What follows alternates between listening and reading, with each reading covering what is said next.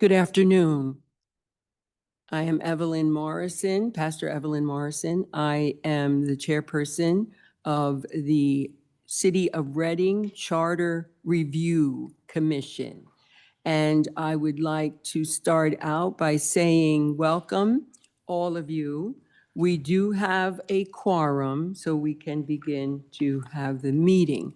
And I would like to open it up with the exercises. I would like to have prayer as well as the pledge allegiance to the flag, if that is all right with everyone else.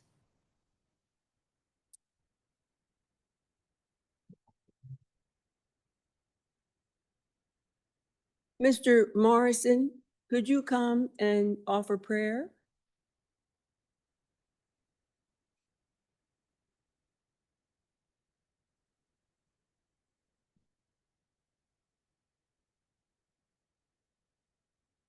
Good morning. Good afternoon.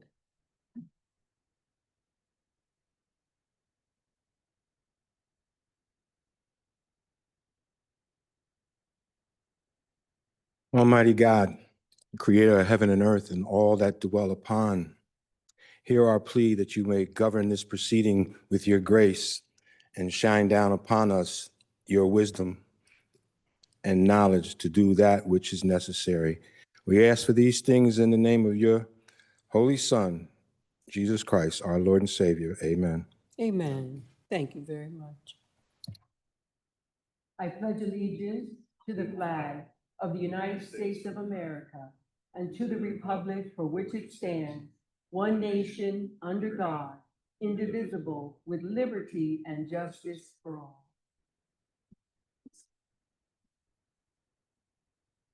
Our meeting will come to an order, and I would like Attorney Stock to review the agenda. Okay, so we're still in the process of working out some administrative kinks with the city. So we didn't get the meeting actually advertised tonight, which is a requirement of the public meetings law. However, since we decided at the meeting last week that the topic tonight would be for me to review the home rule charter with everybody, we can do that as an informational session. So we can't talk about any other business. We'll have a robust agenda for next Thursday's meeting. So all we're going to do tonight is review the charter. You can certainly ask me or bring up to the group any questions about the charter, but it's going to be limited to that topic tonight. But that's a full agenda anyway, to be honest. May I ask a question? Sure. When moving forward, can we expect the agenda for the upcoming week? Because I really like to come prepared.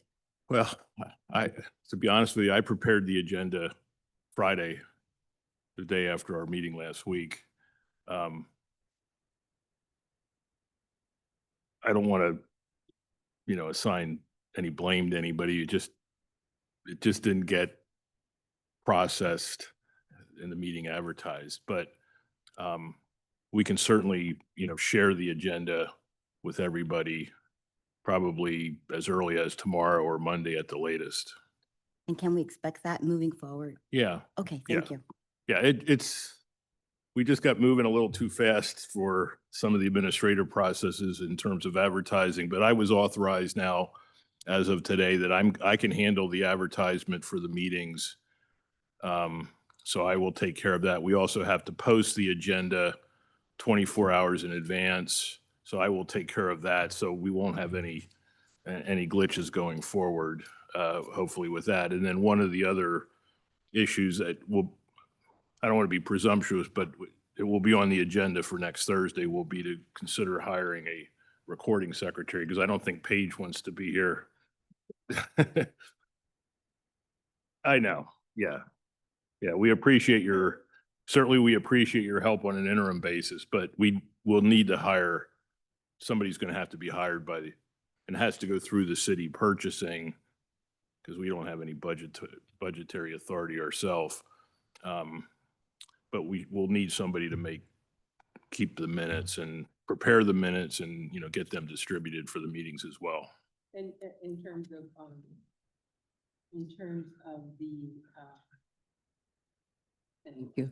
In terms of the organizational structure, I think we also need to put that together in terms of our secretary. and then- It's actually on the agenda that All I right, but I prepared. need to know that, Yeah. so we'll get Yeah. that together. Yeah. Okay, thank you. Yeah. Okay, so a little bit of the history of the Home Rule Charter. So City of Reading is a third-class city, and that is a designation not to suggest it's better or worse than any other city. It's just it's based on population. Philadelphia is a first-class city. It's the only first-class city. Pittsburgh's considered a second-class city. It's the only second-class city. And then there's a number of third-class cities, Allentown, Lancaster, Reading, et cetera, sort of large, not as large as Philly and Pittsburgh, but, larger than towns and boroughs. So until the early 1990s, the city was governed by the provisions of the third-class city code. Pennsylvania has a state law. It's called the Home Rule and Optional Plan Government Law. And that legislation allows a city to either adopt one of the form of plan government that's set forth in the law or enact a home rule charter. So what was done here was 1993, 94, somewhere in there, the voters of the city elected a government study commission, which, as I recall, was about 15 people to represent the community. And that government study commission, over a period of probably a year or a year and a half, undertook a study of the then current form of city government, and drafted the provisions of a home rule charter. And after the home rule charter was drafted, it was put before the voters. And I think 1995, if I recall correctly, the voters adopted essentially the current form of the home rule charter that we have today. And I think it was effective January 1, 1996. So it's about 30 years now the city's been operating under the provisions of its home rule charter.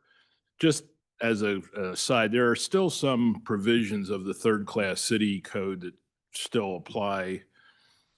The one that I know jumps to mind is like the eminent domain condemnation provisions, but largely the government, the structure of the city of Reading is governed by the home rule charter that exists and that everybody should have in front of them today.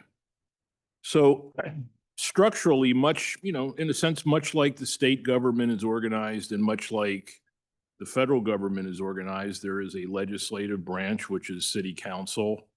And then there's the executive branch, which is the mayor and the managing director. So we'll go through the provisions of the charter. Article 1, which is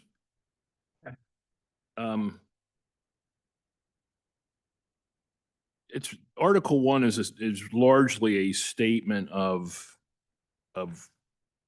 goals. Section 103. All powers of the city shall be exercised as provided by this charter, or if the charter makes no provision as provided by ordinances or resolutions of the city council. That doesn't really tell you anything specific other than it's a recognition that the powers of the city are largely governed by the home rule charter. Section 104. Sure.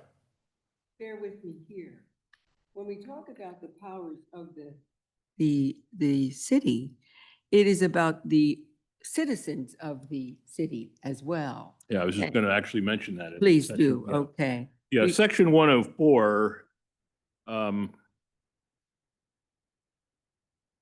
says powers reserved to the people by the Constitution of the United States and the Commonwealth of Pennsylvania shall be inviolate. And what that means is that ultimately the people of the city still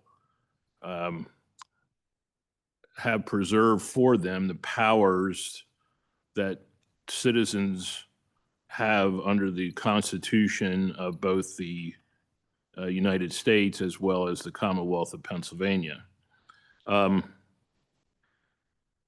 You'll notice in sections A, B, C, and D, those sections were added by a charter. Sorry, may I ask, are you talking about sections A, B, C, and D of 104 Yeah. or 105? 104, sorry.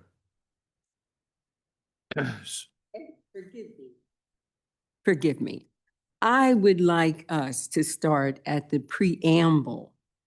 And I would like us to read the preamble of the Constitution, of our charter, because it does align with the Constitution of the state and also the Constitution of the federal government, to the Constitution of the federal government. Mhm. So I would like us to read that because I think it brings forth the power and the spirit of that law, of our governing body. Do Yeah. you mind? Go Oh. ahead. Go right ahead. Preamble, we, the people of Reading, Berks County, in order to secure the fullest measure of city home rules and responsive, effective, and economical local self-government under the Constitution and laws of the Commonwealth of Pennsylvania, do hereby adopt this charter as our instrument of government. Thank you so much. Yeah, and I didn't mean to sort of gloss over, but I did, mention, this charter was,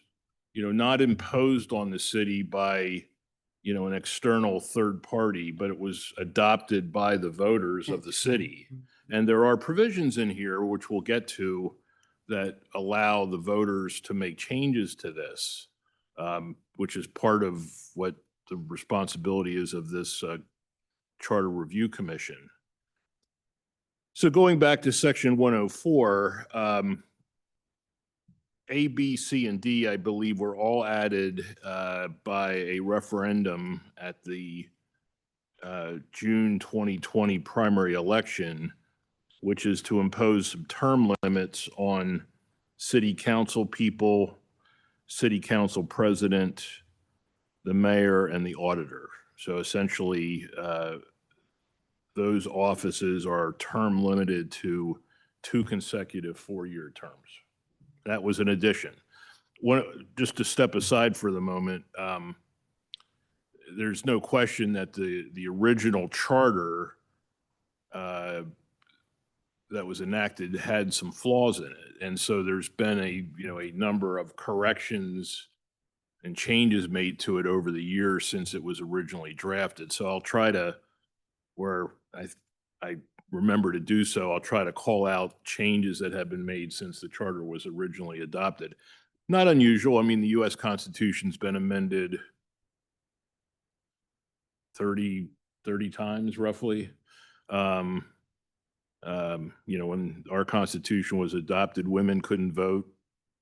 There's been a lot of positive changes made over the years because the original document, while, still a solid document, was imperfect in some significant respects. If I may ask another question? Sure, you can ask all you want. Thank you, because I really don't want to annoy you, but while we're walking If I through this, throw my shoes at you, then you'll know it's going. I'm really good at ducking.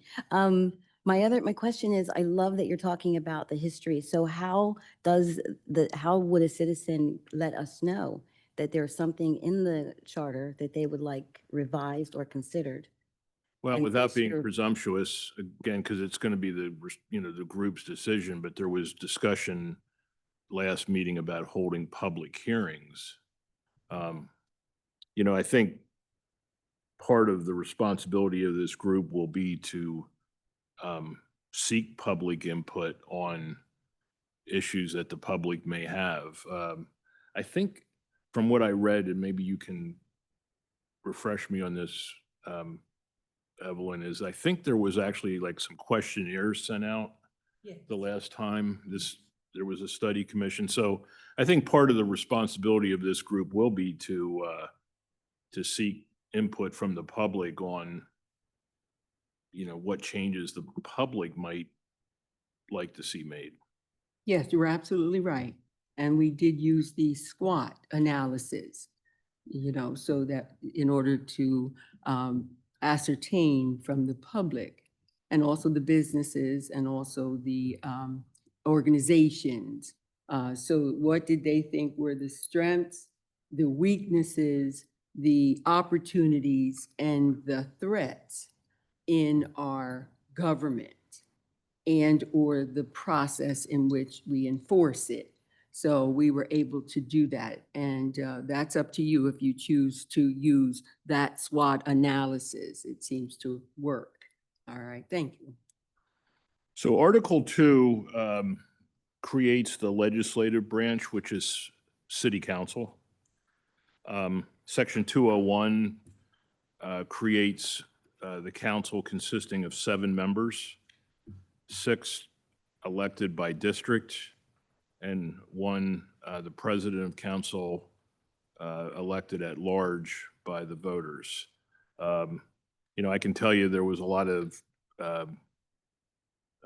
discussion with the Government Study Commission about, what would be the right number of members of council, and they settled on 7, and that's what's still in the charter to this day. Section 202 determines eligibility.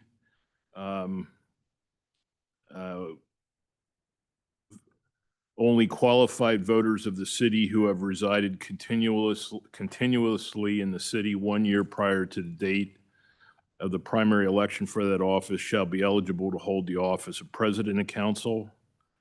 And only qualified voters of the city who have resided in the district which they are to represent continuously 1 year prior to the date of the primary election shall be eligible. President and council must retain residency in the city during his or her term of office, and district council members must retain residence in the district of the city from which they were elected during their term of office. So there is an eligibility requirement. Sometimes that's challenged when nomination petitions are submitted, and there is a residency requirement. Council are elected on the municipal election years, which, last year was a presidential election year, so municipal elections are generally off years. I need some clarification when you have a second. Yeah. 202. Yeah. Only the council president has to be resident for a year before primary.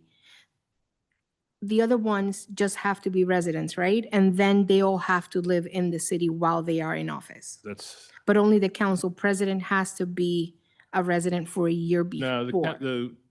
the council members have to be, says only qualified voters of the city who have resided in the district which they are to represent continuously 1 year prior to the date of the primary election. Then voters who have resided continuously in the city 1 year prior to the date, So I interpret that as, but that the office shall be eligible to hold the office of president council no, read the next sentence. and qualified cities who represent this. Oh, so it's the exact same thing. Yeah, It's just, okay, just thank 2 you. sentences. Oh, Yeah.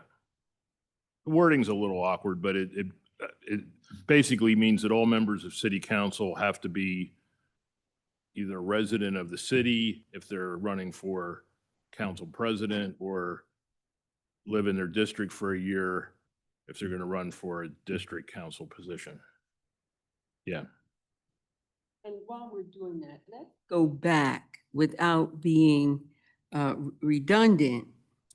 In construction, I would like for you to read the section B.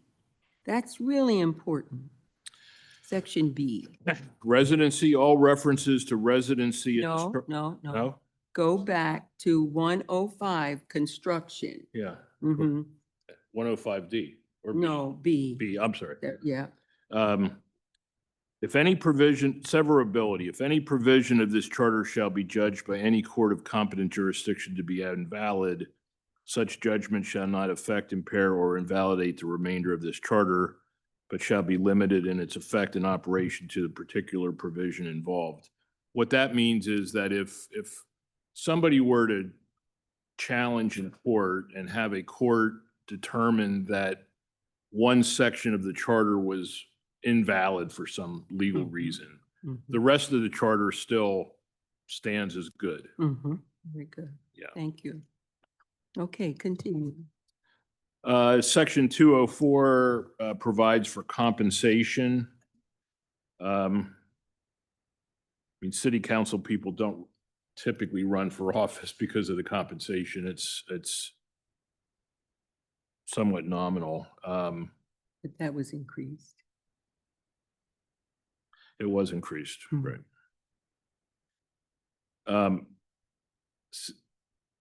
I mean, my recollection from the limited participation I had with the Government Study Commission is that they did not intend a city council position to be a full-time Mhm. job, and I don't think it has for anybody that I know of.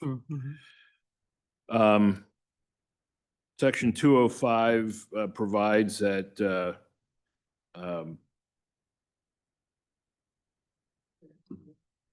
sure, I'm sorry.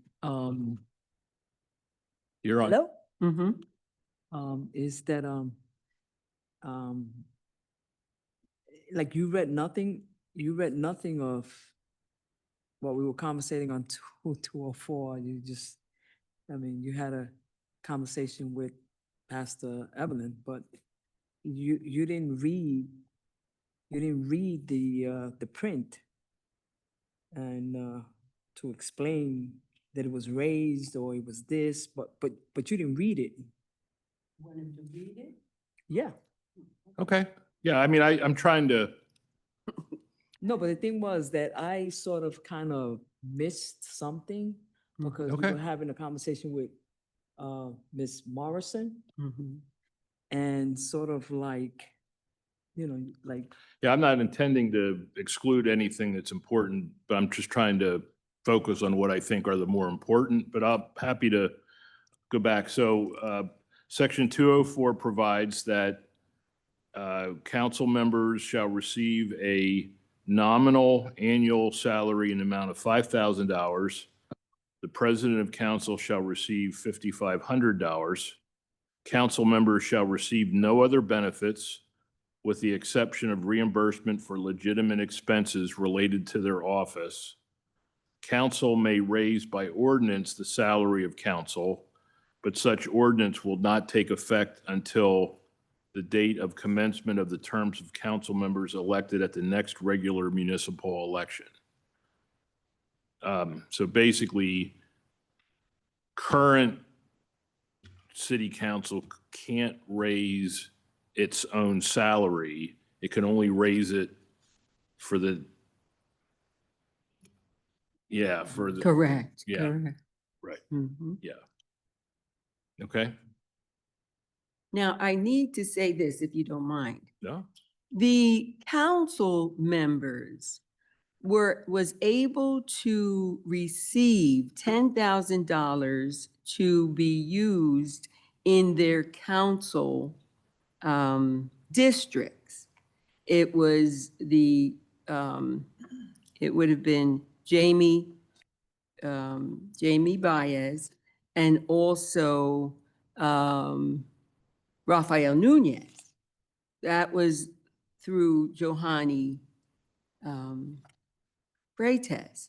So there are some opportunities that you do have.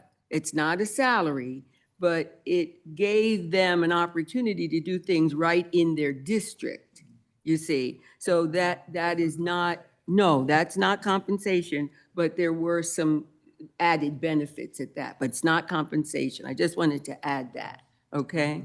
Thank you.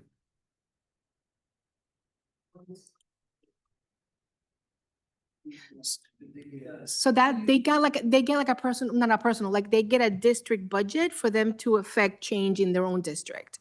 If that And makes sense. because it's in her district as well, you see. Right, so this year, for example, District 1 has been doing community conversations with people, but they're doing it at the events that people are already having.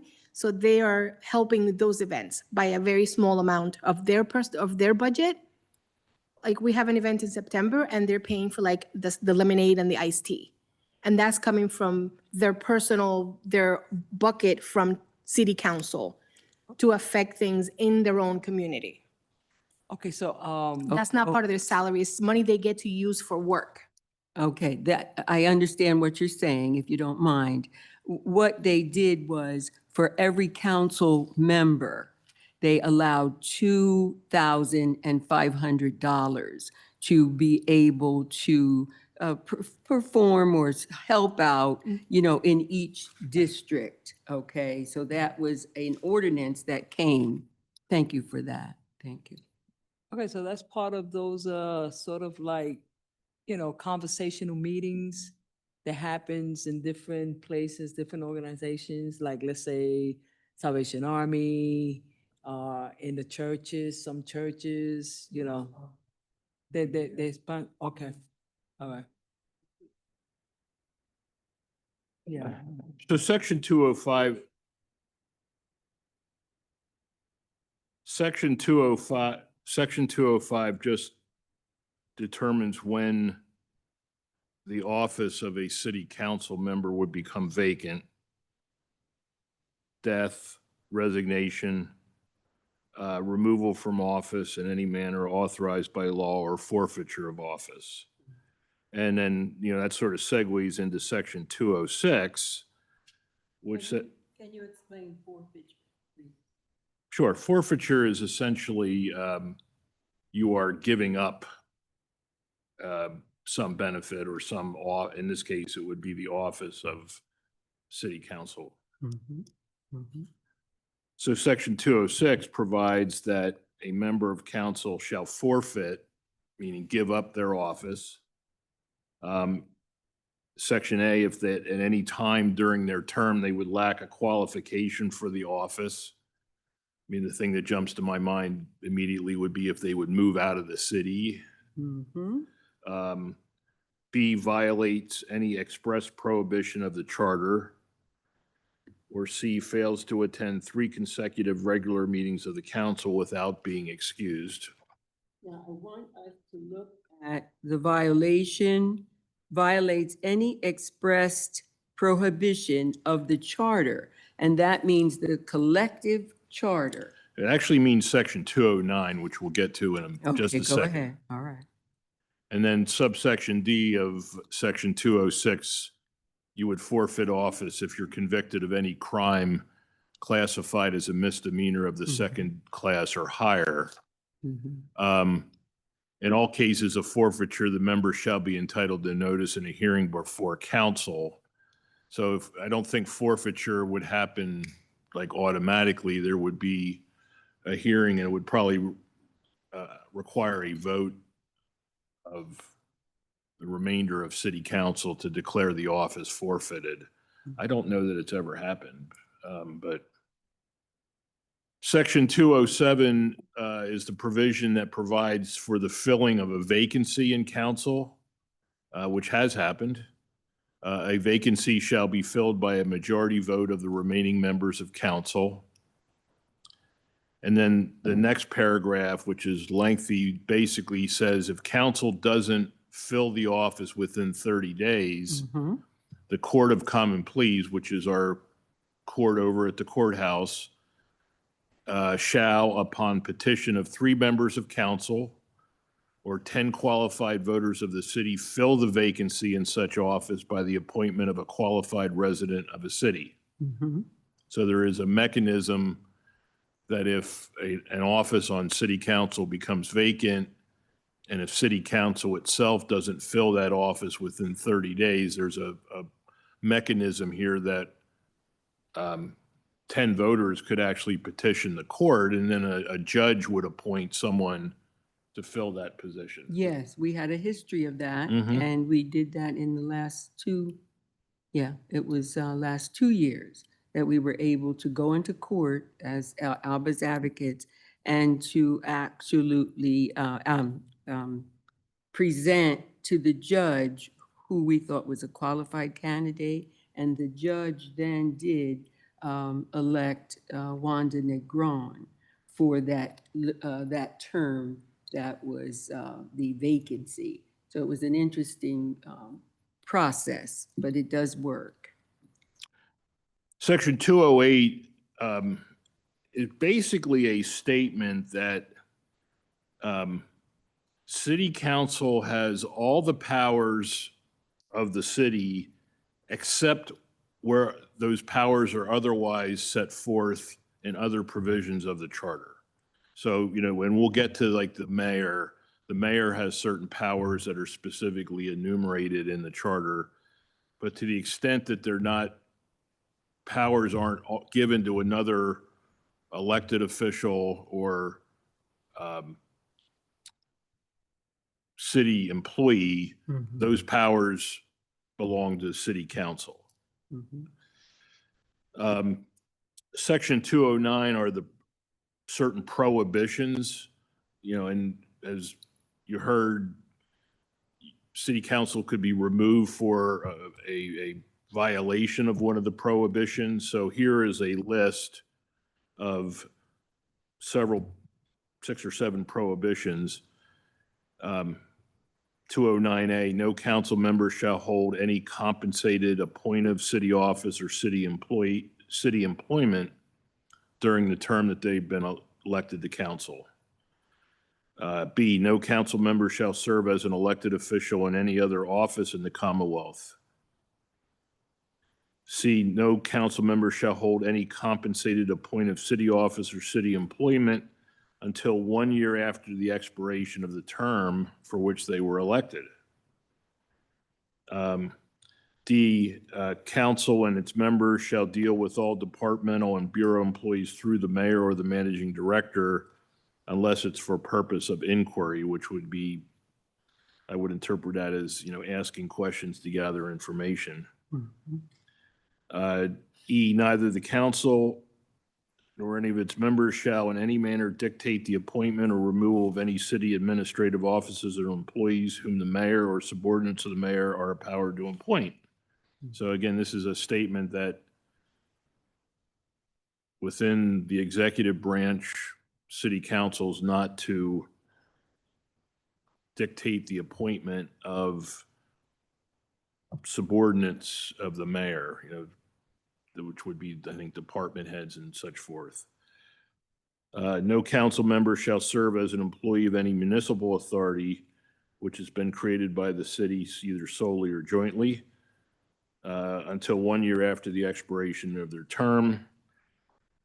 G, any council member who has a financial interest, direct or indirect, in any sale of land with the city or in any contract with the city shall immediately make publicly known their interest and shall refrain from voting upon or otherwise participating in the sale of such land or making a such contract.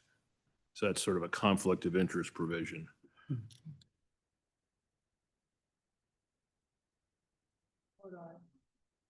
Ask away, yeah.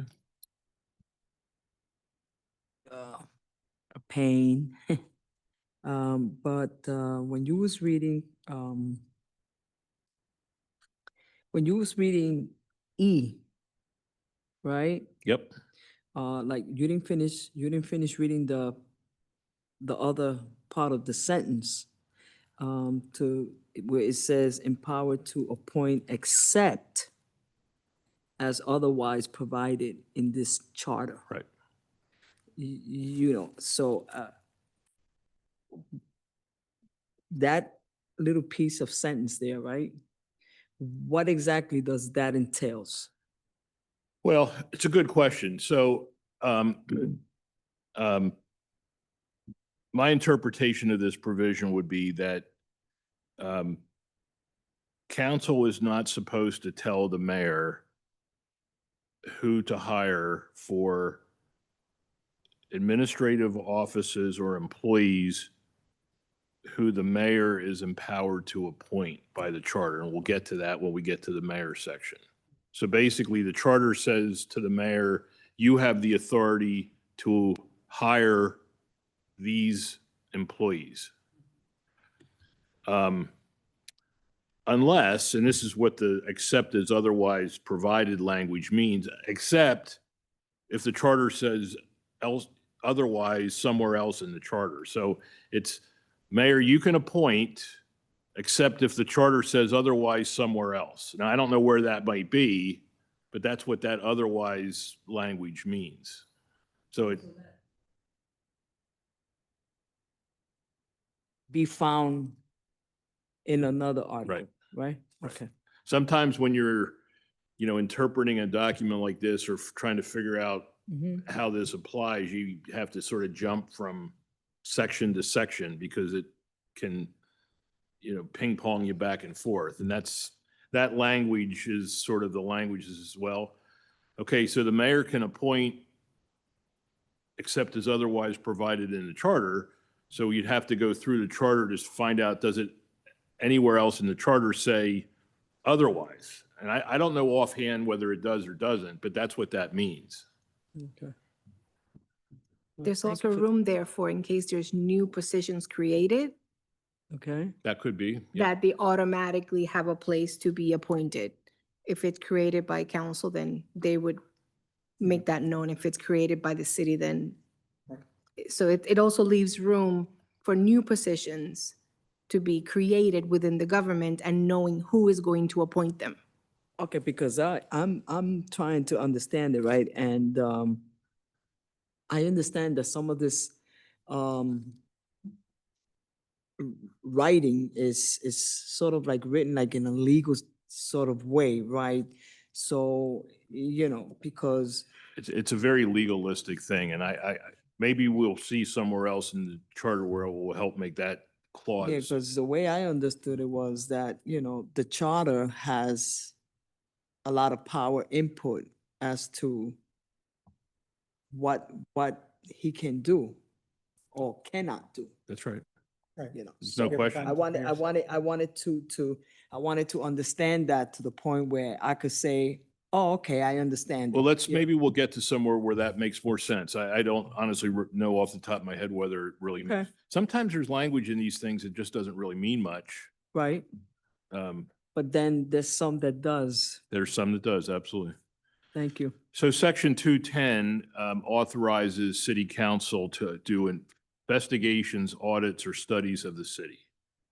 So, to me, this is, like when I was a younger, well, I guess I was still a boy, we had the Watergate scandal and they had these, That's all.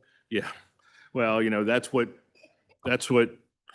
I mean, city council has the power to conduct that kind of investigation. I don't know that they've really used that, but it's there. Section 211 gives council some removal powers. So council has, okay, sorry. Let's finish up the prohibitions.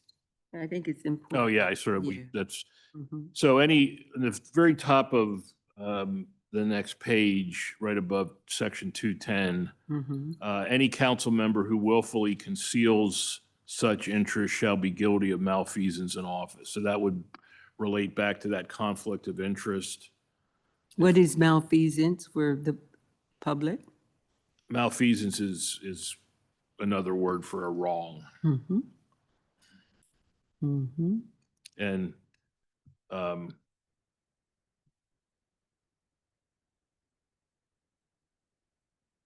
And the violation of the, yeah, so, the prohibition section, you would sort of refer that back to section 206, the forfeiture of office provision. 206B says a member of council shall forfeit office if there's subsection 206B who violates any express prohibition of the charter. So if, any of the 209 sections would be violated, that could be grounds for forfeiture of office. Section 211 gives council the power to remove from office for cause any person appointed to the office by council, malfeasance, committing a fraud upon the city, or commission of any corrupt act or practice shall constitute grounds for removal. Council may at its discretion remove the city solicitor if 5 members of the city council vote in favor of a motion to do so. And then C, council shall have the power to remove any elected official or appointed department head from office if council finds such person guilty of malfeasance in office. Question, that department head regardless of their appointment, right? Correct. Is- All right, just wanted to make sure. Yep. Sorry. So section 2012 is the provision that gives some guidance to council on rules and procedures. So 212A says council is able to determine its own rules and order of business. 212B mandates regular meetings at least twice each month in the evening on a day and place as the council may prescribe by rule. 212C allows for special meetings to be called. 212D provides that all meetings are to be open to the public unless there's an executive session as authorized by law. And Pennsylvania law requires governmental officials to do their business in public. You can go into what's called an executive session, which is a private session where the public is excluded for certain limited topics to discuss litigation, collective bargaining agreements. Those are really the 2 big ones. There's a couple Personnel. more. Personnel. Personnel, yep. Yep. 212E, all action shall be at a public session.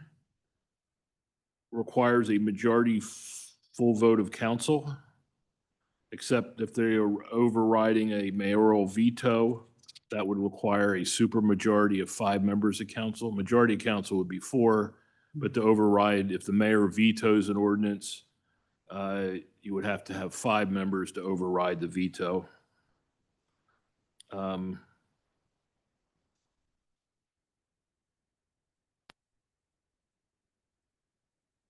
212F just says that the council keeps a journal of its proceedings, so there's essentially a public record. 213 is an important provision because it provides for and requires council. Now, they would be required by the public meetings law to do this anyway, but it requires council to provide an opportunity for citizens and taxpayers to address council on matters of general concern or special concern. And that this will be the first order of business at all public meetings and before a vote on any council business. Speaking of that, because we were having an educational session today, so there was no public That's right. comment. 'Cause The that meeting's would all, have been considered the business. meeting is open to this meeting is open to the public, but Mhm. there's we're not having an agenda which would have public comment. Yeah. Yeah. 214, a quorum of council consists of 4 members. And if we are looking at the charter review, what would that be? The quorum for our, Well, if you went by a simple majority, it would be Mhm. 6. Very But good. you can, that's on, again, I'm not dictating things here, but with that said, I did put on the draft agenda for next week.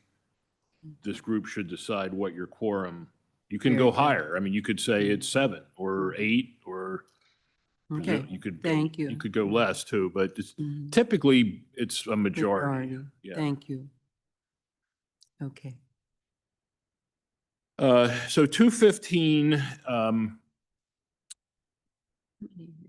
council, they adopt ordinances and they also do resolutions.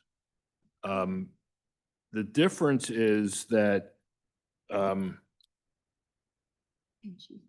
me just jump down to 218. If council's going to adopt an ordinance, it has to be introduced and then the term is laid on the table for 14 days.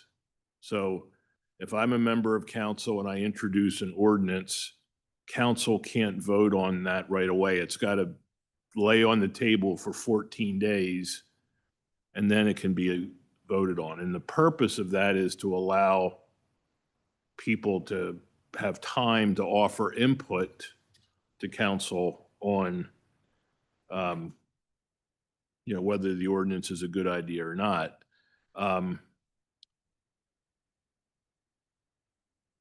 Saturday, Sunday is part of that 14 Yeah, days? it's 14 days, not 14 business days. Okay. Thank you. Section 215 lays out, certain action has to be taken by ordinance. Section A, adopt or amend codes. B, provide for a fine or other penalty or establish a rule or regulation for which these are generally a little bit more serious. That's why an ordinance has to be adopted, because it's harder to get an ordinance adopted than just a simple resolution. I could introduce a resolution at a council meeting and they could vote on it that night.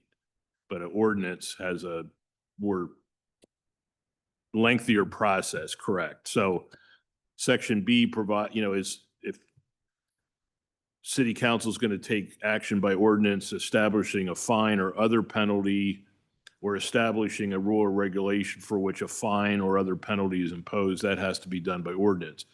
A lot of your, say your building codes or things like that actually contain provisions that if, like the zoning ordinance, if you violate this and there's a notice of violation issued, you could be subject to fines or penalties. C, levy taxes or provide for service charges, permit fees, and assessments. D, grant, renew, or extend a franchise. E, adopt or amend the annual budget and capital program budget. F, repeal or amend any ordinance. G, adopt procedures for purchasing of products, goods, or services, for making contracts, and for the sale or lease of personal or real property of the city. So just that last clause, if the city's going to sell property, it would have to be done by ordinance adopted by council through the ordinance procedures. H, adopt other actions which are legislative in nature. Legislative in nature would be, think of maybe your civic class in school, which would be the passage of a law that would be a general applicability to the citizens or residents. Authorize the borrowing of money, purchase, convey, or lease lands or buildings. K, adopt zoning, subdivision, or other land use controls. So these are, that list of things that are required to be done by ordinance are what I would characterize as relative, they're relatively serious in nature because they have significant potential implications. Every ordinance shall have a title clearly expressing its subject, and every ordinance shall contain only one subject. That only one subject can be important because, I'm not saying this of Reading City Council, but legislatures around the country sometimes have tried to bury stuff in, they'll introduce a law and they'll bury something in there that may have nothing to do with the subject of the law. Well, this is designed, every ordinance has to have one subject. You can't try to sneak something in that has nothing to do with the subject of the ordinance. Oh, okay. 217 is the procedure as I outlined. There's the first reading of the ordinance. And then you can see in B, after the first reading, the city clerk distributes a copy to each council member to the mayor and shall make copies available in the office of city clerk. And then 218 says you can adopt the ordinance after it's laid on the table for 14 days. 219 just says every ordinance is effective 30 days after council approves and the mayor approves. It can't be less than 10 days after its adoption. Again, because ordinances are generally dealing with what I would characterize as serious topics. Sometimes you have to, this is really designed to give people a little bit of a grace period to get their affairs in order before an ordinance would actually take effect. 220 allows an emergency ordinance to be adopted if there's a sudden, clear, and present danger delay for property. That would be like COVID, where action might have to be taken. You can't afford to wait 14 days to let it lay on the table. So there's a provision in here for an emergency ordinance. I honestly don't know whether they've ever done that, but it's here. Ordinance 221 says an ordinance has to go to the mayor for approval. The mayor can veto it. Second sentence, the mayor shall sign the ordinance within 10 days if approved, but if not, shall return it to council stating objections. And then council can override that veto by a vote of 5 of the 7 members of council. And if the mayor doesn't take action within 10 days, the ordinance is considered adopted. Interestingly, the last sentence, the veto power of the mayor shall not apply to ordinances adopted by initiative or referendum. We'll talk Okay. about initiative and referendum a little bit later. Mhm. Basically, those are actions done by the voters to have something adopted. And that sentence says, if the voters adopt a referendum, the mayor can't veto it because the voters have spoken. 222 just require, and 223 just require, the ordinances, because their ordinances are essentially laws. So they must be kept permanent and they have to be codified. And if you go on the city's website, there's, a whole codification of the ordinances. They'll have, numbers and sections and 224, contrast an ordinance. It says nothing in this article is intended to preclude council from taking appropriate action by resolution or motion. So things that are not required to be done by ordinance can be done by a resolution. And that doesn't have the 14-day lay on the table requirement. So, city council, a member of city council could make a motion to adopt a resolution, and it could be adopted that same night. 225 requires the appointment of a city clerk and then sets forth the duties of the city clerk. 225. Hold on, I'd like us to explore that a little bit. The city clerk, let's read that. So within 30 days of taking office, city council shall appoint an officer of the city who shall have the title of city clerk. City clerk shall give notice of council meetings to its members and the public, take the minutes, keep the journal of its proceedings, shall have the power of a notary public, shall serve as secretary of the council, and perform such other duties as are assigned by the administrative code, the council, or state law. The term of the city clerk shall be 2 years with the option to be reappointed for successive terms. The city clerk shall serve at the pleasure of council. So, city clerk's function is to administratively support council by making sure the notices are published, minutes are kept, and the clerk also, keeps a permanent record of ordinances. Like if you need to know if the city has an ordinance, first place to call is the city clerk's office. Does the city clerk is that responsibility to provide ordinances or to prepare ordinances? No? Okay. Well, Evelyn, I don't, it says. It's not here. It's It's not. not here. It says Okay. perform such other duties as are assigned by the administrative code, the Mhm. council or state law. So I suppose Mhm. council could direct the clerk to prepare the draft of an ordinance. Now, I Okay. don't know whether they do that or not. Pleasure of the council. Mm-hmm. So if a Mhm. council member asks them to, Mm-hmm. Yeah. it would be within their job description. Mm-hmm. Yeah, they're a Mhm. council employee. Okay, there you go. Council staff, section 225 allows council to appoint all assistants and employees of the council office whose number and compensation shall be fixed as council by budgetary provision, and who will be considered employees of the city. So basically, that section allows council to have employees, provided there is budgetary provisions for such, basically money available to pay the salaries. Mhm. 226 city council solicitors. So this was added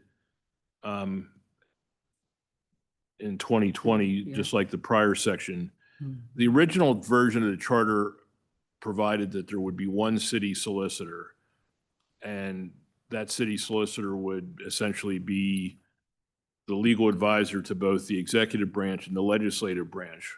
Mhm. Maybe to no one's surprise, sometimes there is a disagreement between the executive branch and the legislative branch. Mhm. It doesn't matter whether it's the city of Reading, state government, or federal government, Mhm. there's disagreements, and it was difficult. The city solicitor was, in some respects, very conflicted. Mhm. So this provision was added to allow council to have its own solicitor. Mhm. Remember, until this was added, council did not have the authority to hire its own solicitor. Right. So this was added to give city council the power to have its own solicitor with the qualifications that are set forth there, so that council has its own legal advisor to rely on as needed. The question here is the city council solicitor responsible when they have to go into court? No. So you can add another. City solicitor's office would handle matters where the that are city is the in court. Yeah. Okay, thank you. I just want to clarify that. So the city solicitor would represent the city in all manners, but the council solicitor would represent the council. So if there was, to redirect Pastor Morrison's question, so if there was a conflict, a case pending, or a disagreement that's going to go to court, the two solicitors would represent their mayor, the city, or the. City, if there's litigation in court where the city of Reading is a party, the city solicitor's office would represent the city as a body. As a body. There would Okay. not be separate representation of council and the executive branch in court. It would be somebody representing the city of The Reading city. as a whole. Understood. The Thank primary you. purpose of the council solicitor is to advise city council on, so they don't have to, if council has a legal question, they don't have to go to the city solicitor, Mhm. who may be conflicted because of, the executive branch may have a different opinion on a topic. So this way, council has their own legal advisor to rely on. Thank you. So that's the legislative branch. Okay, I have a few questions here in terms of the repeal. We didn't really look at the city council repealing anything or having the power to repeal. Or if the public, we'll deal with that when we deal with the Yeah. public. But is there anything that says that the council can repeal? if something was outdated or not. Well, sure. I mean, section 208 says that all powers of the city not otherwise provided for in this charter shall be exercised in a manner determined by council. Okay. And council has the power to repeal ordinances, to repeal resolutions. I mean, they have that inherent legislative authority to do so. Okay. Mhm. I'm just wondering, did it say in this particular? No, it doesn't, It it doesn't doesn't say. specifically say repeal, Okay. but it's inherent in their legislative powers. Okay. They have the power to amend and repeal. Sure, yeah. Mhm. And it would be subject to the same approval process at That's right. adopting ordinance. Correct. Yep. Thank you very much. I just want to add, including the veto power that the mayor has, the city council can still override that. Correct. Mhm. And in 215A, it says not only adopt or amend, but also abolish. Yeah. Any Where are you at? 215 ordinances in general, letter A says adopt or amend the codes or establish, alter or abolish any unit of the city. No, wait, no, wait. Right, but it's telling you it can grant or renew, like it adopt or amend any ordinance, F. Now, So, Well, 215A Mm. just talks about amending codes. but then in F, ordinances. Correct. Repeal or amend any ordinance, correct. okay, okay.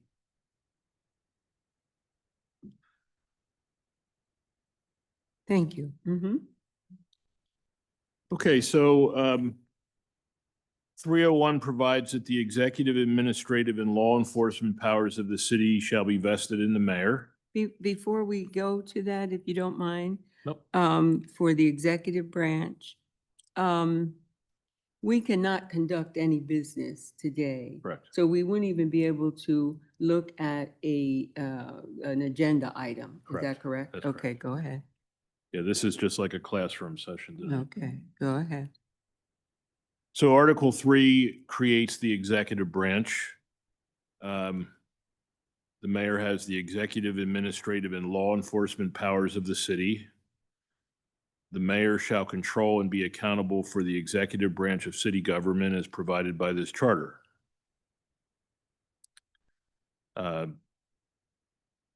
302, and let me just sort of as a observation, because this to some extent can be true at any level of government. There's there can be sometimes disagreement over what is an executive power, but versus what's a legislative power, and that sometimes that's no document is perfect, no document answers all questions, so sometimes there can be tension between the legislative and the executive branch over exactly what the executive power is versus the legislative power. And because executive power is vested in the mayor, but it doesn't really say in any specific way what is an executive power. So the mayor's term, 302, the mayor's term is 4 years, commencing the first Monday in January after the municipal election. There's a reference, obviously, back to Section 104 about the term limits. 303, the mayor shall be a registered voter of the city who shall have resided in the city continuously for at least 1 year immediately preceding the primary election in which the mayor seeks office. The mayor shall continue to reside in the city throughout the term of office. 304 provides a provision if the office of mayor becomes vacant, council would appoint an interim mayor who would serve until the next municipal election. And that vacancy would then be filled at the next municipal election in the manner provided by law. And the person elected has to hold the qualifications for the office of mayor and would serve the remaining portion of the term. So it could be a, you know, a 2 or 3 year mayor, depending on when the office would become vacant.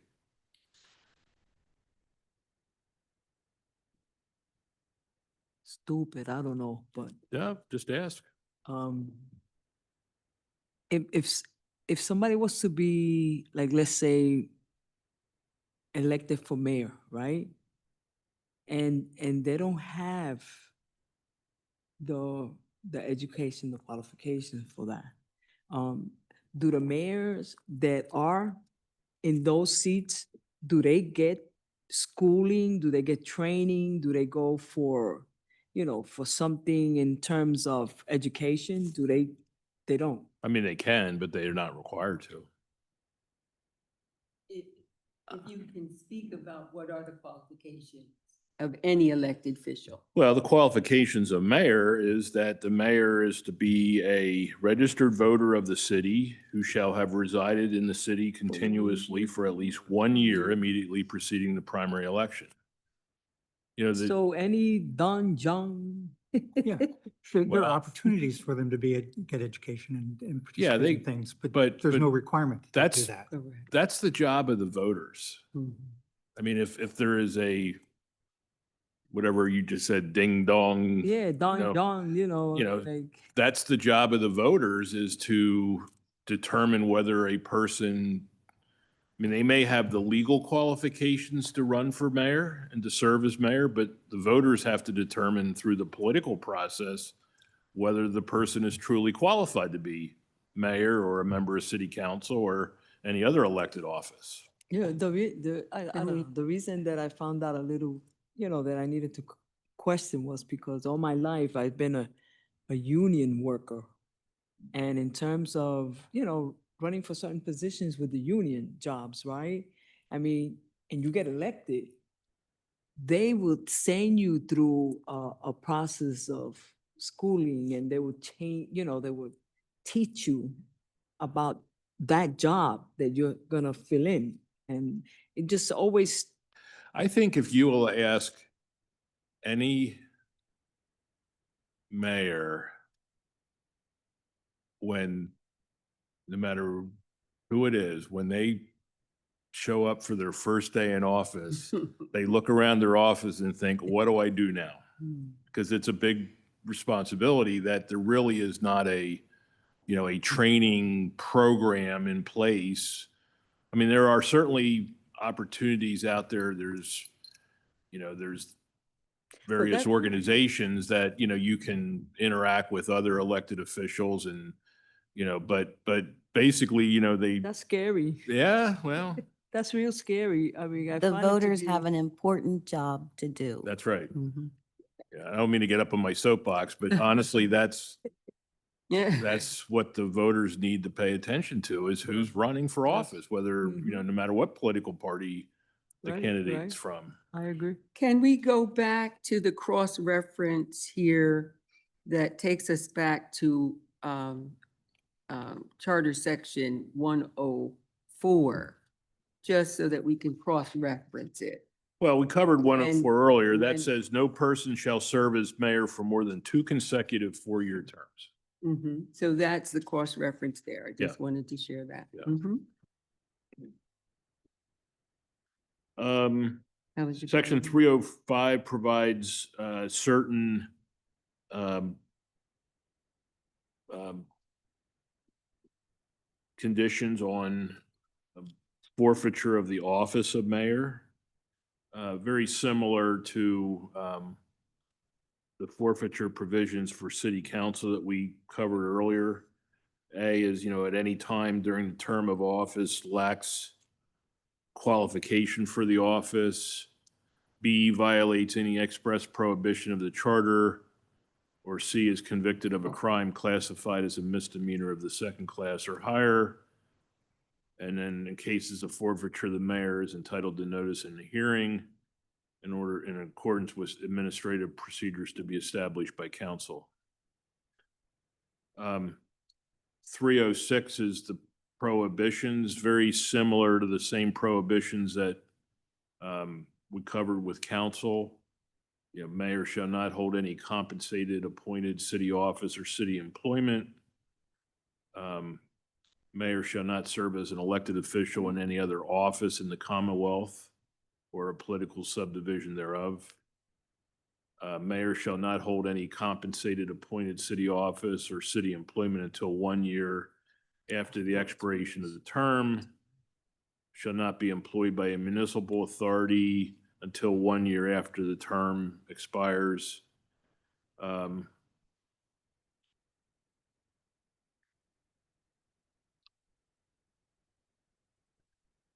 E provides that if it's the mayor's first term and the mayor decides to run for another political office, say, a mayor would decide to run for the State House of Representatives, they would have to resign. Theory being that, why should somebody be paid to be the mayor if they're spending their time running for another office? If the mayor completes one term, so if they want to run for another office during their second term, they are allowed to do that without relinquishing the position as mayor. Mhm. And then F is the conflict of interest provision, similar to the council. If the mayor has ownership of stock or a financial interest in any contract with the city or in the sale of land, shall make that known to council. And willfully concealing that interest would make the mayor guilty of malfeasance. And then violation of that section would render the contractor sale voidable by the city, meaning the city could, if hypothetically the mayor had an interest in a piece of land that the city was buying, mayor didn't disclose that, the city could void that contract and cancel the purchase. Wow. 307 provides for the compensation of mayor. Originally, it was $55,000. It's higher now. There's a reference to I think that's in the administrative code. I don't offhand know what the mayor's salary is. 308 provides the powers and duties of the mayor. Execute, enforce, and obey the ordinance of the city, laws of the Commonwealth of Pennsylvania, United States of America. B, prepare and present a budget to city council. C, inform city council and the public each January of the financial and general condition of the city. I think the mayors have discharged that function by doing like a state of the city presentation. Provide council with all information concerning finances and general conditions as requested by council. Introduce proposed legislation to council and make recommendations to council concerning the affairs of the city. Be responsible for the hiring with the approval of council of the city managing director. We'll cover that in a bit. Direct the administration of all departments, offices, and agency of the city as supervised by the managing director. And here's that, except as otherwise provided by the charter language. H, ensure that all laws, provisions of the charter and acts of city council are faithfully executed by the managing director. Be responsible for the establishment and development of an administrative policy to be implemented by the managing director. Be present or represented at all public council meetings. Sure. Is there a question? Oh, no, no, no. Oh, Okay, we have a question from Sheila Perez. Oh. Are you there? Yeah, I just want to make sure that you put me down as attending the meeting via Zoom. That's all my question was. Right Sheila, now. hold on a second. Hold on a second. We cannot hear you. Okay, hold on. System, hold on a second. See if you Just can, want to make sure. Can you hear me now? yeah, just speak slower. Okay, I just want to make sure that you put me down as attending the meeting. That's all. And I do have questions, but I will get to them later. Okay? Okay, so that Thank you are you. present. Yes, And- I've been present. Okay, Thank because we you. didn't take or anything like that, but we have you there as remote. Okay, Okay. Thank you. And you've been here all the meeting. yes. Thank I you very missed the roll call, but then I came in because Okay. I was getting the link from Paige. Okay, All right, you're present. thank you. Uh-huh. 308K, the mayor signs all bonds, notes, contracts, and written obligations of the city. Mayor can actually issue subpoenas. And unless otherwise provided, be responsible for the employment of personnel necessary for the effective operation of city government and perform such other duties and exercise such other powers as stated in this charter by law or ordinance. So A question there. The mayor can issue subpoenas and compulsory processes. So explain that to us. well, that's an interesting provision. It basically says that if a subpoena is I'm used to them in court. It's essentially a court order requiring either the witness to come testify or a witness to produce documents.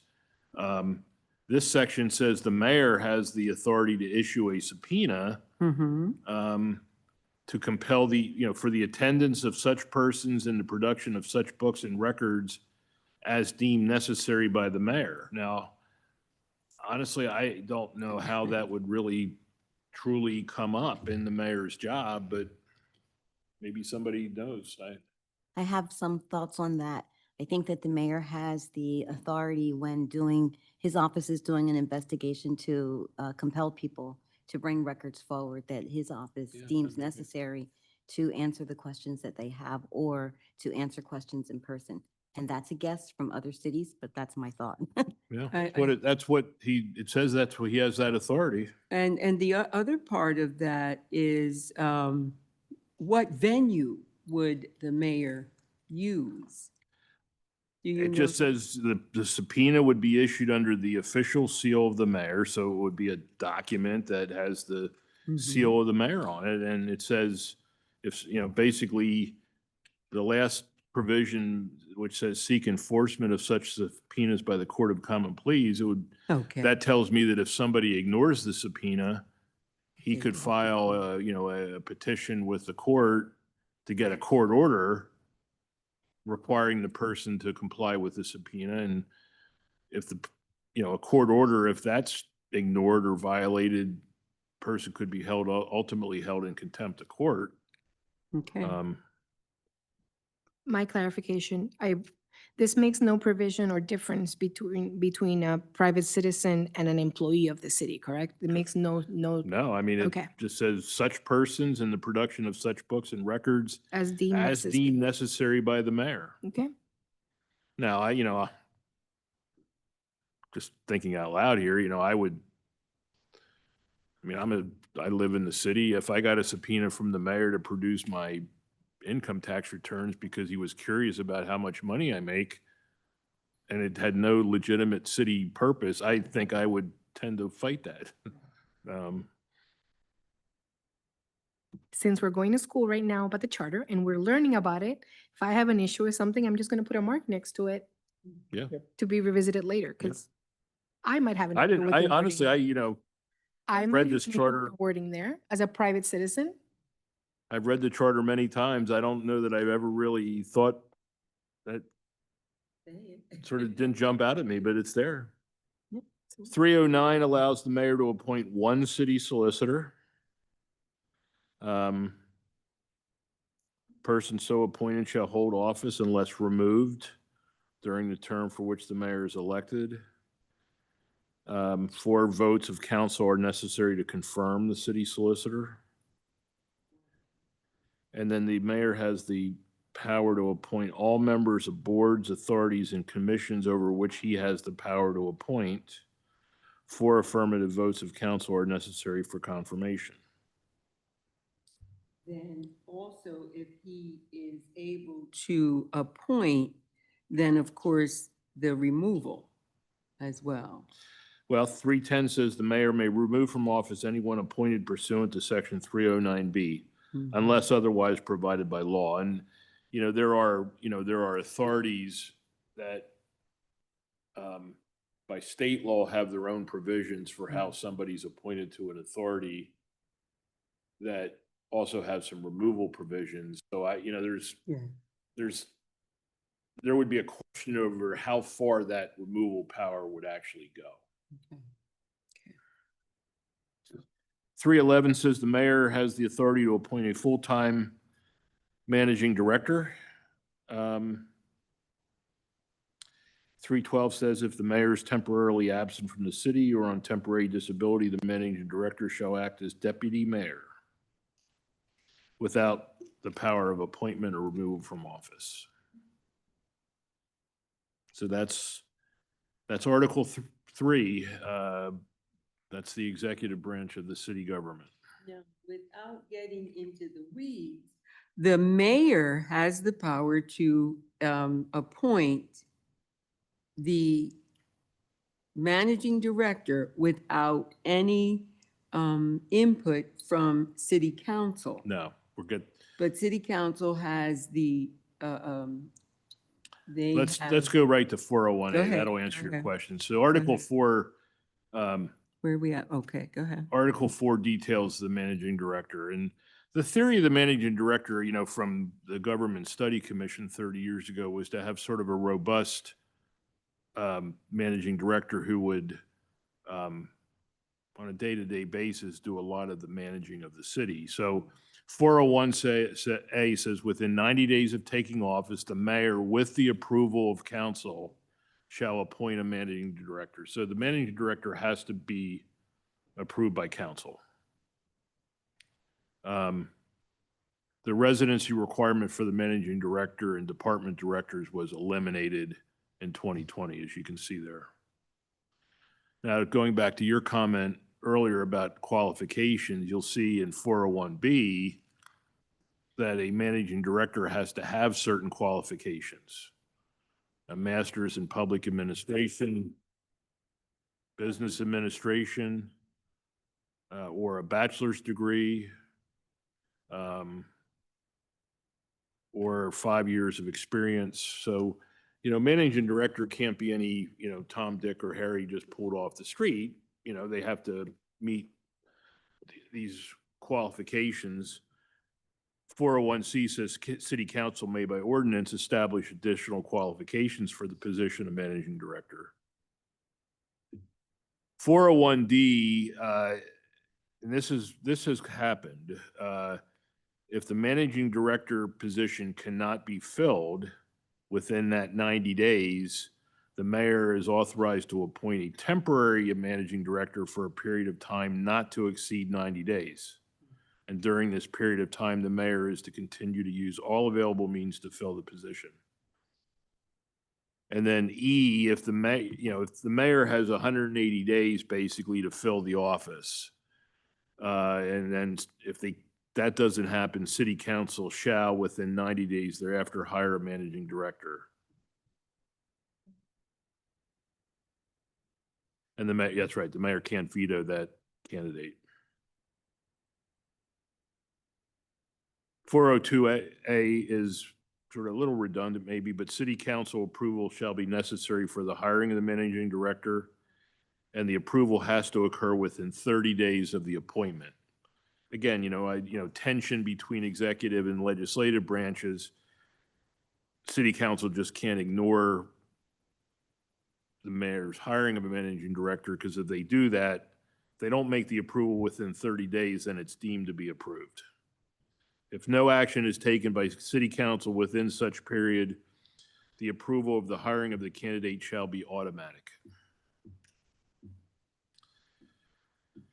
And then 403, if the managing director position becomes vacant, you have to go back to section 401 and follow those procedures for hiring a replacement.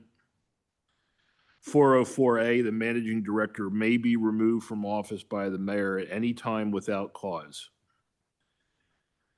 404B, at least 15 days prior to the removal from office, the mayor shall notify the managing director and city council in writing of such removal. And 404C says city council may by ordinance remove the managing director from office for failure to hold the qualifications or for violation of any of the prohibitions set forth in section 405. And then 405A is the managing director shall devote full time to the office, hold no other elected public office, shall hold no other city office or city employment for which compensation is paid, and shall hold no office in any political party or organization. 405B is the conflict of interest provision, similar to council and the mayor. Excuse me, let's go back to that. The A? Yeah. It says, not only a compensated position, but also not hold any, office in a political party. Correct. Shall hold no office in any political party or organization. That's So you interesting. couldn't be a, Oh, go ahead, yes. Go ahead, please. Go ahead, please, Sheila.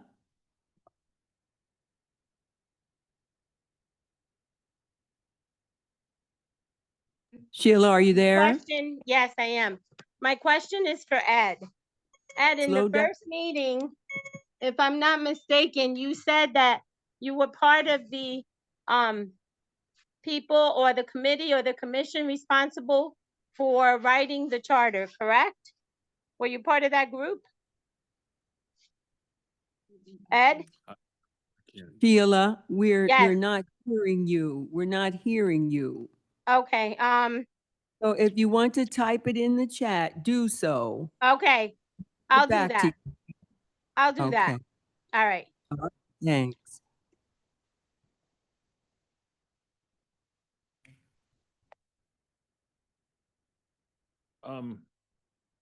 Just as a point of order, it's 7 o'clock. I mean, how long do you want to go with this? 7:30. 7:30? Okay. 2 hours. Yeah. I mean, I can talk all night, so. That's okay. You're doing good. 405C says the managing director shall refrain from participating in the debate and discussion of policy by city council unless authorized by the mayor, but may respond to inquiries in any matter under consideration. 406, the managing director is the chief administrative officer of the city, responsible to the mayor for the administration of all city affairs placed in the managing director's charge pursuant to the charter. And then in addition to powers and duties prescribed by the charter, the managing director shall execute and enforce the provisions of the charter, ordinances, resolutions, and motions of city council, supervise the administration of all departments, offices, and agency of the city as directed by the mayor, except as otherwise provided by this charter or by law. Appoint, suspend, or remove any city employee, except as otherwise provided by this charter or by law. And, that last except would be, I don't think the managing director could fire the city clerk, because or the city. That's an employee of the city Correct. council. That's one where I can say the except as otherwise provided means something to me, at least going through this tonight. Prepare and submit to the mayor on an annual basis a 5-year financial plan and budget. Supervise and direct the negotiation, administration of collective bargaining agreements. Submit to the mayor a complete report of the finances and administrative activities within 30 days of the end of each fiscal year. Assure that the laws of the Commonwealth relating to the affairs and government of the city are faithfully executed. Present to the mayor from time to time such information as the managing director may deem necessary or city council may direct, and perform such other duties as are specified in this charter or may be required by the mayor or city council. So that's a laundry list of the powers and duties of the managing director.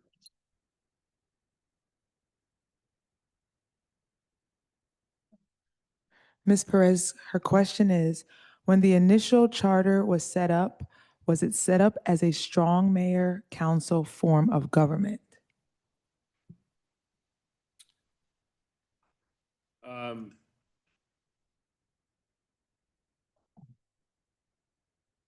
Yes. Yeah, I don't know if I'm qualified to answer that because people might have different opinions. I mean, clearly there is intent here in the charter to give the managing director a lot of responsibility for day-to-day management of the city. Mhm. But the way the charter is written, the mayor has Ultimate power. ultimate executive authority. So Mhm. I remember the government study people saying that they wanted the mayor to be somewhat free of, the day-to-day minutia of the affairs of the city and be, more at like a 10,000-foot level, but it's not really the way the charter is written, to be honest. So, I mean, I don't know that there's a real, at least my opinion, that there's a real clear answer to that question. And we could, A follow-up question that she has, please explain the difference between a strong versus weak form of government. Well, a weak mayor would be a mayor whose duties are ceremonial in nature. I mean, people may be familiar with how the government of England or Great Britain is structured. I mean, the Queen or the King is the head of state, but has largely ceremonial functions. The real authority is the Prime Minister. So that would be a weak form of government.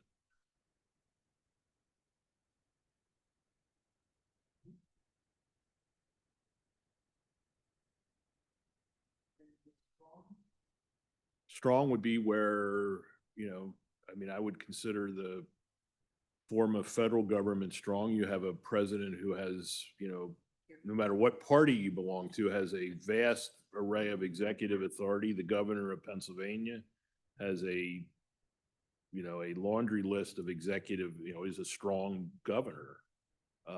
There are governors of some states that don't have near as much power as the governor of Pennsylvania does. Is that based maybe on the population or? Based on the state constitution. So Oh, okay.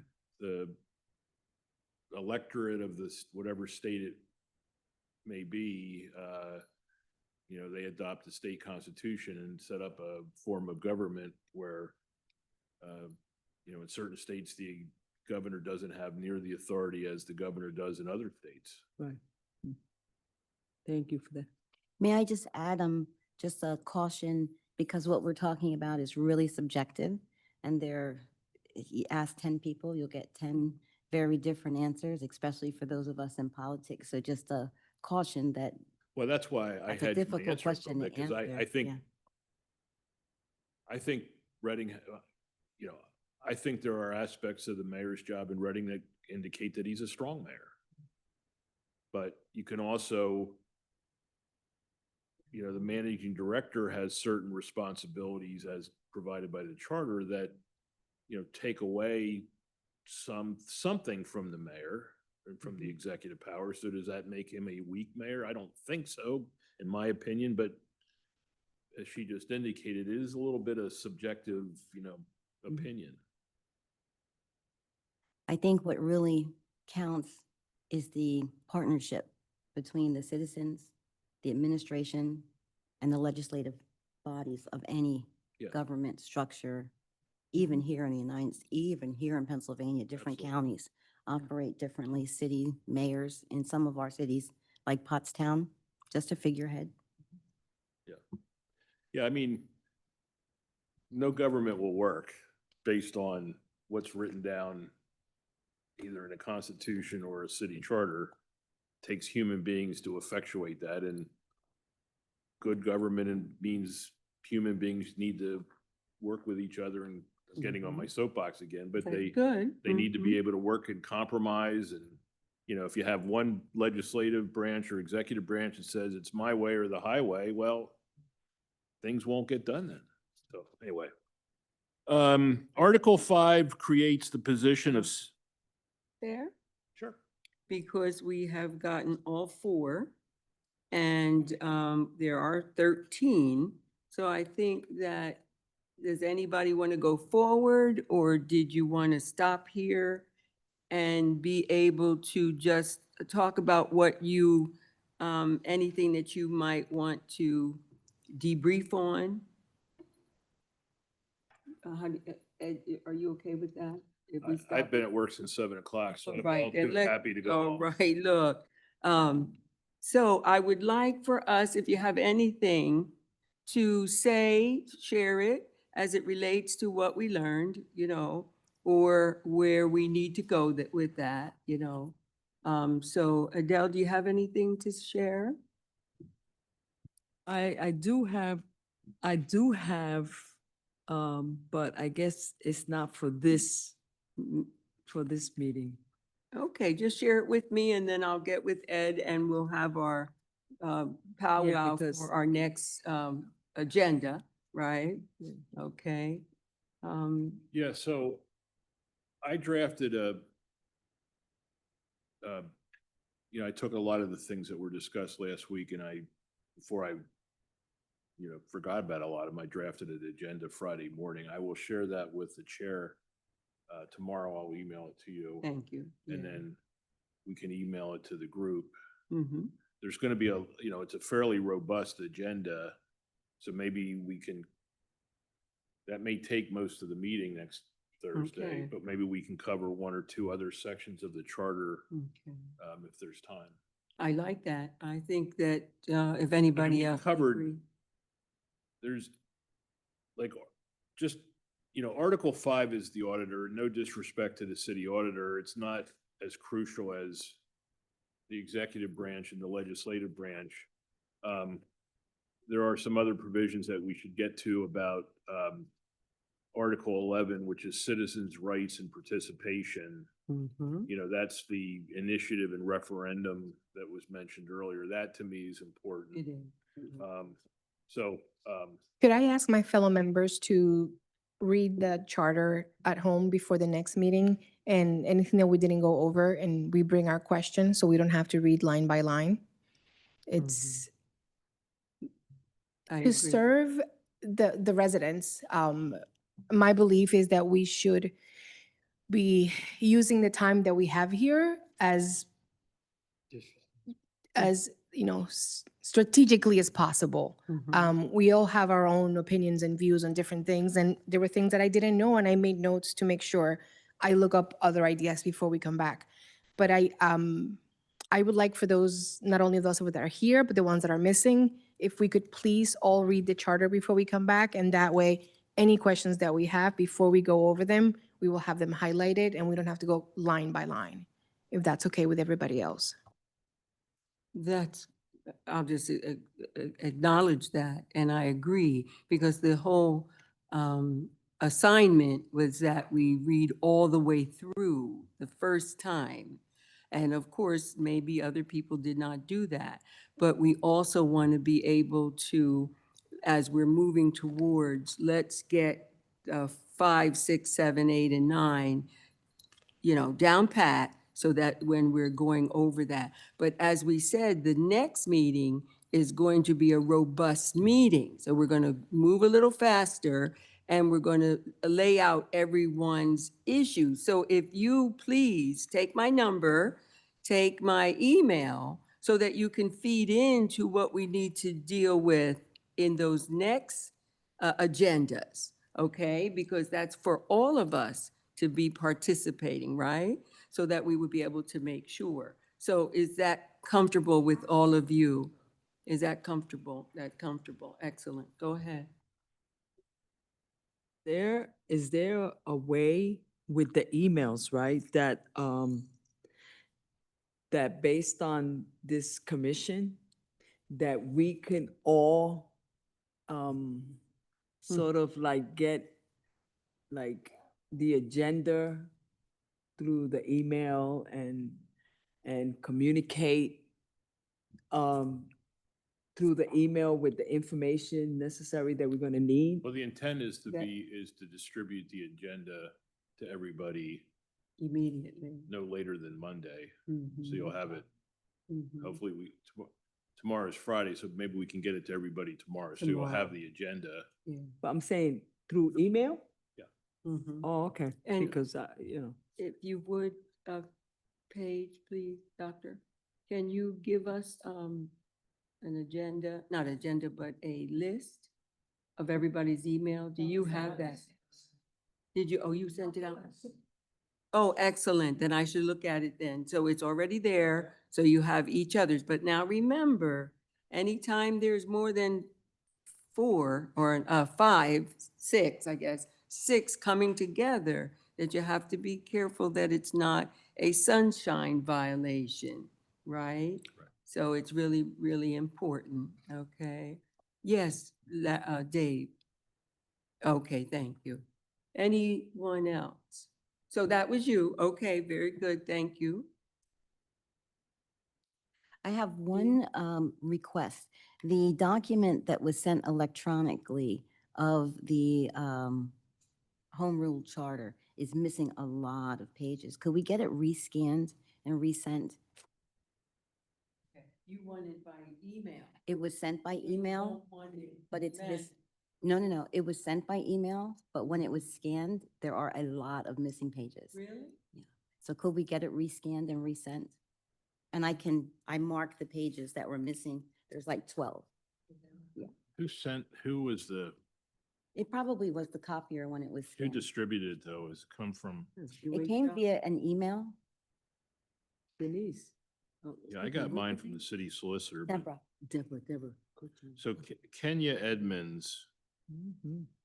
appears to have sent it out last Monday, the 25th. And it's not really a personal mistake, I guarantee. I When it don't, was scanned, I don't the know Kenya, machine but jammed. I'll email Kenya tomorrow morning and ask if she could redistribute the. Thank you. That's my only comment. That's a good job. Okay. Vina, do you have anything? Okay, good. Just Thanks, Vina. at first, listening to you guys to see if everything that I read, I Okay, understood is the good. same. Yeah. Excellent. Thank There's you. going to be a test of this when we're done. Excellent. Yeah. Okay. Yeah. Yeah. You know, when I was a Were you kid- finished? Were you finished? Yeah. Oh, okay. When I go was a ahead. kid, children's cartoons were only on Saturday mornings. Correct. And there was, because we only had 3 stations. But there was a thing that used to come on about how a bill became law. Oh, Remember yeah. that? It's still in my head 60 years later. Yeah. Ooh, Yeah, that was the one, I'm sorry, that was the one that spoke to, I am a bill and I am only a bill, right? Yeah, there. oh, she's singing the song. Okay, I have 3 more people, just a minute. I have 3 more people who wanted to weigh in if you chose to. Would you like anything, Dave? And anything else for you? Oh, good, wonderful. Okay, everybody's ready to go home. So if every heart and mind is clear, that we'll adjourn this meeting for this day? Yep. Okay, it doesn't matter, right?